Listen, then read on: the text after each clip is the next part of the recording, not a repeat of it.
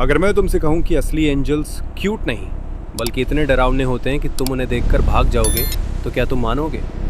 आज मैं तुम्हें दिखाने वाला हूँ एंजल्स का असली रूप, जो शायद तुमने पहले कभी नहीं देखा होगा। सोचो, एक एंजल, दिमाग में क्या इमेज आती है? एक सुंदर सी लड़की जिसके हैं सफ़ेद पंख, सिर पर है उसके रोशनी वाला गोला, या फिर एक क्यूट सा बेबी जो हाथ में लिए हुए है क्यूट क्यूट से धनुष बाण।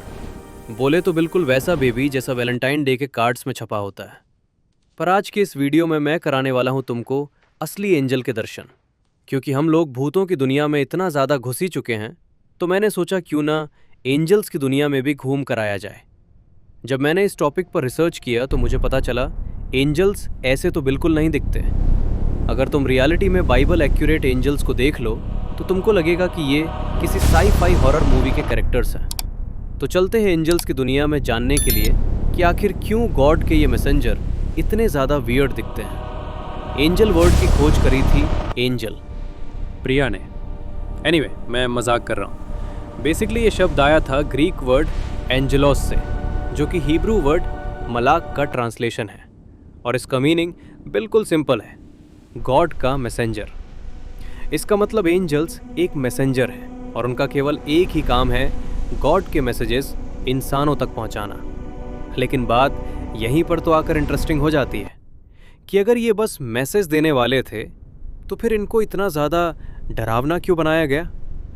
कहीं इसलिए तो नहीं कि अगर गॉड के मैसेंजर भी आम इंसानों की तरह दिखाई देंगे तो फिर इंसान उनको शायद ज़्यादा सीरियसली नहीं लेंगे।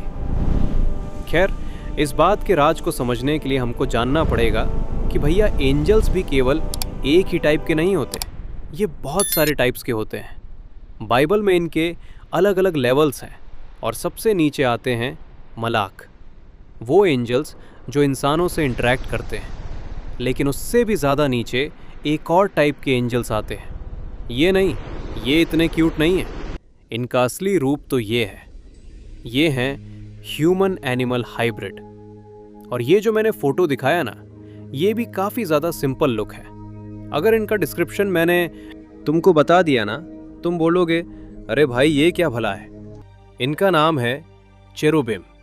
इनका मतलब होता है a type of angel that looks like a fat male child with wings.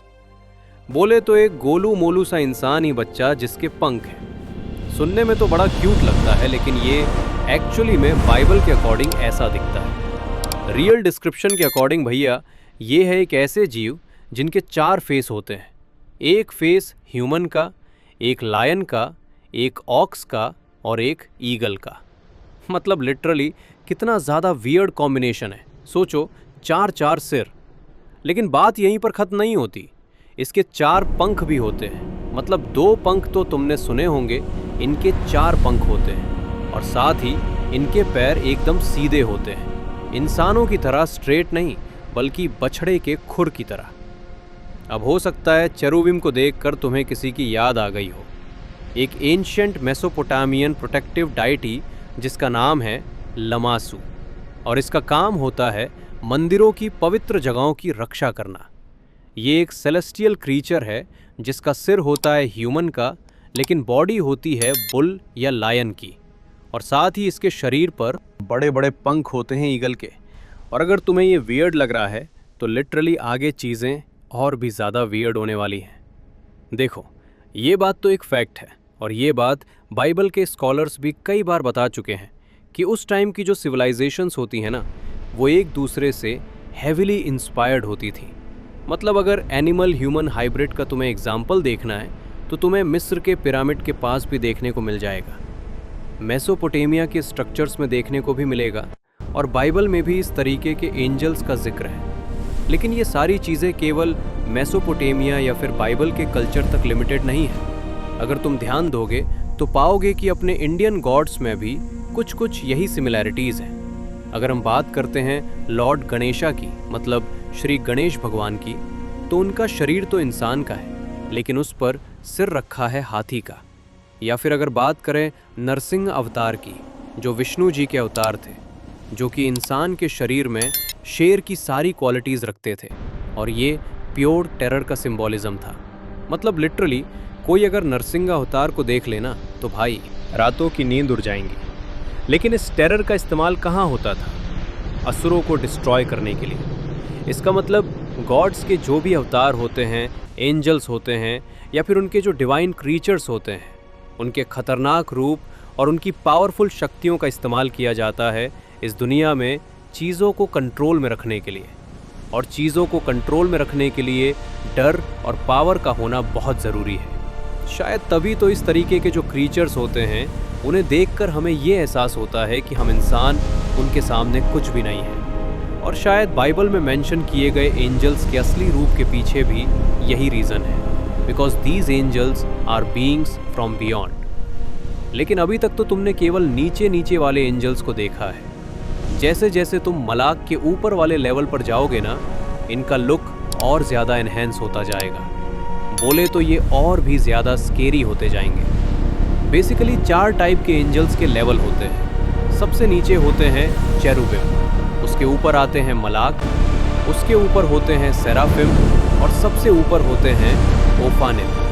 अब मलाक और चेरुबिम से तो तुम मिल लिए, अब बारी है सेराफिम की। इनके इस नाम का मतलब होता है द बर्निंग वंस, मतलब ये जलती हुई आग की तरह दिखाई देते हैं। लेकिन सिर्फ आग की तरह नहीं, इनके 6 पंख होते हैं जो इनके फेस और इनके फीट्स को ढक कर रखते हैं। मतलब ज़रा इस तस्वीर को तुम देखो, कहीं से ये लुक तुम्हें एंजल जैसा दिखाई दे रहा है? मतलब ये तो चेरुबिम से भी ज़्यादा वियर्ड लुक हो गया। लेकिन अगर तुमको लग रहा है कि एंजल्स इतने ही वियर्ड होते हैं तो अब बारी है ओफानिम की, जिसका मतलब होता है द व्हील। और ज़रा तुम इस तस्वीर पर नज़र डालो, कहीं से दिखाई दे रहा है ये क्रिएचर किसी एंजल जैसा? इतनी सारी आँखें, आसपास इतने सारे व्हील्स, लिटरली ये जॉइंट ग्लोइंग व्हील्स जिनके अंदर आईज रोल हो रही हैं। व्हील के अंदर व्हील्स है, मतलब इसको देखकर तो डायसन स्फीयर की याद आ गई मुझे। इमेजिन करो तुम रात में आकाश की तरफ देख रहे हो और ऐसा कोई एंजल तुम्हें दिखाई दे जाए, एक बड़ा सा जॉइंट रोटेटिंग व्हील जिसमें हज़ारों आंखें चमक रही हैं। यही है खतरनाक ओफानिम, जो सबसे टॉप लेवल का एंजल होता है। अब सोचो, एक तरफ तुमको कार्टून्स में या मूवीज़ ऐसे क्यूट या वसीयत में तो ऐसी खूबसूरत एंजल्स मिलती थी, और दूसरी तरफ साचे में ये थे मल्टी फेस्ड, मल्टी आइड, जॉइंट, बर्निंग और रोटेटिंग क्रीचर्स। मतलब लिटरली एंजल्स का पूरा कंसेप्ट ही स्मृति रख दिया लोगों ने। तीसरी टेफेंग लुक्स को बिल्कुल सही कंफर्ट वाले लुक में बदल दिया गया, लेकिन टेरीफेंग वाला संस्करण मुझे सबसे ज़्यादा पसंद आया टू बेस्ट ऑन। मुझे ये कहते हुए टिप्पणी करें कि यदि बाइबल में दिए गए एंजल्स आपके सही वाले लुक में हैं तो इसका मतलब खतरनाक वाले लुक में हैं, सामने आ रहा है, तो आप कोई एंजल समझ बैठोगे या फिर किसी डरावनी फिल्म का क्रीचर समझ जाओगे। अगर तुमको ये टॉपिक इंटरेस्टिंग लग रही है ना, तो एक बार बिजनेसमैन खुद गूगल पर सर्च करें। स्पार्ट एंजल्स के ऐसे ऐसे लुक्स देखने को मिलेंगे कि पवित्र दिमाग घूमेंगे। अगर इस प्रश्न का उत्तर इस वीडियो को देखकर समझ आ गया है कि भगवान के जो दूत थे उन्हें इतना अधिक टेरिफाइंग क्यों दिया गया था, तो मुझे कमेंट करके ज़रूर बताएं। फ्रिजिली, मेरी राय के अनुसार एंजल्स का रोल था भगवान की शक्ति और सत्ता का प्रतिनिधित्व करना इंसानों के बीच में, और उनके ये खतरनाक और डेंजर लुक इस बात का रिमाइंडर था कि आप लोग भगवान के सामने कुछ भी नहीं। और भाई सिंपल सी बात है, जो टीचर ज़्यादा सज़ा देता है, ज़्यादा डेंजर दिखता है ना, उसकी क्लास में बच्चे शांति से सुनते हैं, उसकी बात सुनी जाती है। तो अगर कोई क्यूट सा एंजल आके इंसानों को कोई बात समझाता है तो इस बात की पॉसिबिलिटी कम है कि इंसान उसकी बात को सुनेंगे, समझेंगे और फॉलो करेंगे। लेकिन फिल्मों ने, मीडिया ने और किताबों ने मिलकर इन खतरनाक एंजल्स को बिल्कुल क्यूट बना दिया। तभी तो एक जगह फेसबुक या इंस्टाग्राम पर हर बॉय एंजल प्रिया नाम की विदाई प्रेमी घूम रहा था। अगर पता चले कि एंजल एक्चुअली में कुछ ऐसे दिखाई दे रहे हैं तो शायद किसी ने भी अपने नाम के आगे एंजल नहीं लिखा होगा।